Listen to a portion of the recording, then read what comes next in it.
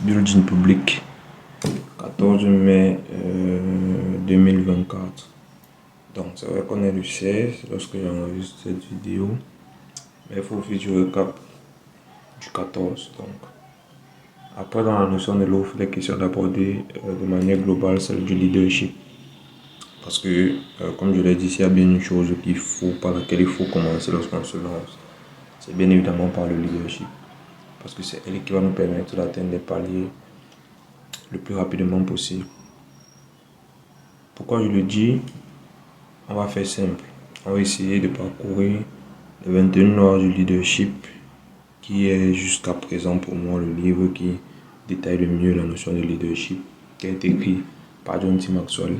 Et donc globalement, on va faire un résumé des 21 lois. Donc aujourd'hui, on va commencer par la première, la loi du plafonnement.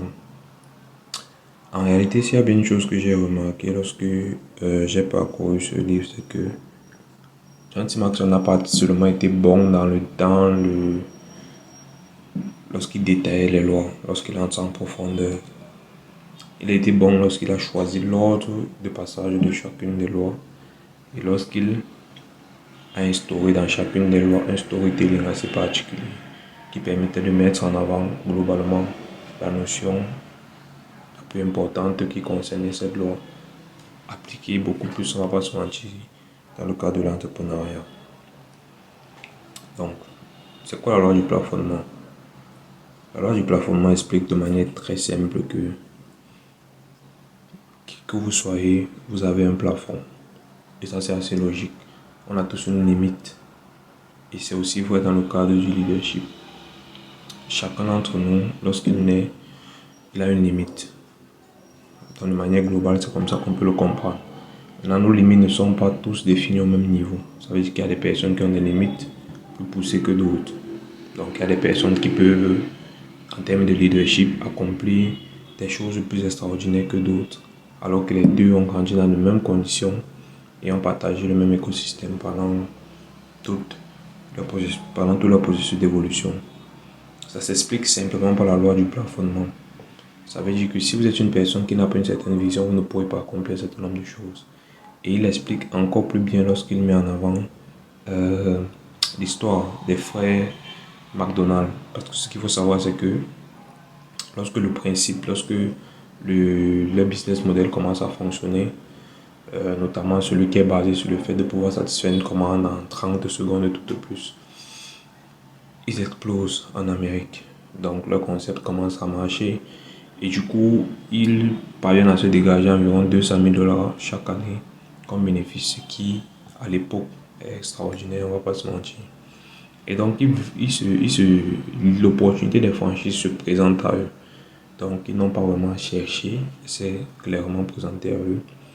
Et leur but était donc d'essayer de voir comment est-ce qu'ils devaient faire pour pouvoir faire expandre les franchises McDonald's. Et donc, lorsque vous vous intéressez à cette histoire, vous comprenez directement que le leadership était plafonné. Parce que leur premier franchisé, qui est Neil Fox, lorsqu'il a voulu ouvrir sa franchise, il a voulu appeler son restaurant McDonald's. Ils se sont opposés. Que non, ce n'est pas McDonald's, le McDonald's c'est nous.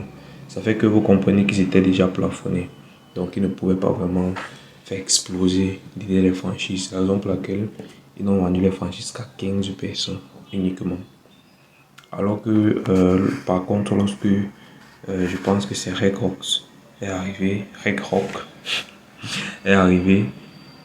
et qu'il a vu l'opportunité, Red Rock, contrairement au frère McDonald, avait un plafond plus élevé, ce qui fait qu'il était l'homme de la situation. Et les 37 000 restaurants McDonald's ouverts aujourd'hui et leur valorisation à près de 170 milliards de dollars proviennent de Red Rock, qui lui a fait exploser, a utilisé l'opportunité de la franchise pour faire exploser véritablement le restaurant. Donc globalement, ce qu'il faut comprendre de tout ça, c'est que lorsque vous voulez atteindre un certain niveau, ce n'est pas le succès qu'il faut viser, c'est le leadership.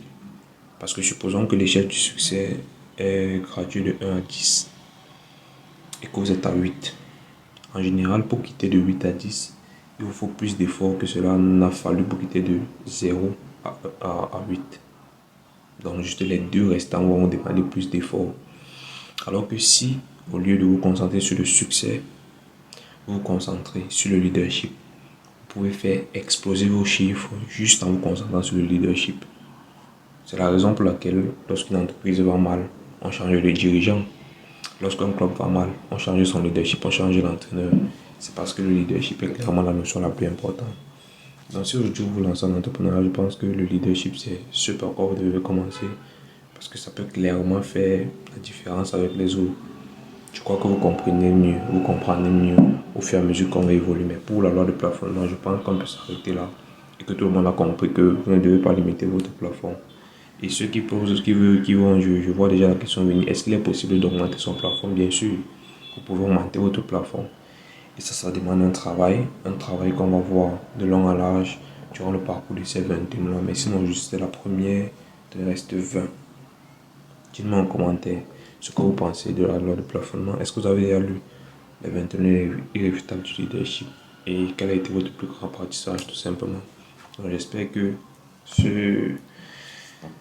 cet apprentissage vous aura aidé un peu quand même. Et donc on se retrouve demain pour une nouvelle vidéo. C'était un Altenchi. N'oubliez pas de vous abonner. On est ensemble.